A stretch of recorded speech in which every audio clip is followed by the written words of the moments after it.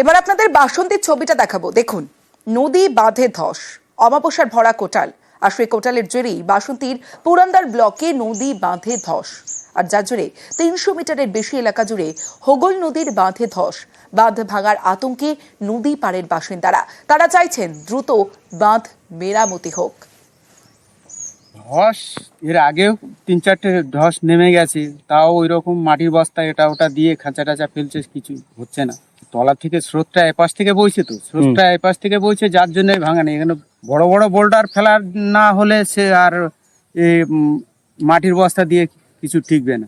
আমরা আতঙ্কিত, মানে আমাদের এই বাঁধ ভাঙলে তো এলাকা পুরো শুধু বাসন্তীর বিশাল একটা কয়েকটা মৌজা নিয়ে চলে যাবে। শাসনের লোক বলতে তারা এসেছিল রাতে, তারা কি সিদ্ধান্ত নিয়েছে সেটা তারাই জানে। বাসন্তীর পর হিঙ্গলগঞ্জের ছবিটাও দেখাবো আপনাদের। হিঙ্গলগঞ্জে সেখানে নদী বাঁধ ধসে আতঙ্ক। সাহেবখালী গ্রাম পঞ্চায়েতে আতঙ্ক। প্রায় ৩০০ মিটার ধসে যায় নদী বাঁধ। নদী বাঁধ ধসে গ্রামে প্লাবনের আশঙ্কা করছেন। খবর পেয়ে ঘটনাস্থলে যান হিঙ্গলগঞ্জের বিধায়ক। মুহূর্তের মধ্যে চলে যাচ্ছে রে মাটি থাকতে না, তুমি বুঝতে পারতো না। পাশাপাশি হাসনাবাদে সেখানেও নদী ভাঙন। কাটাখালী নদীতে ভয়াবহ ভাঙন।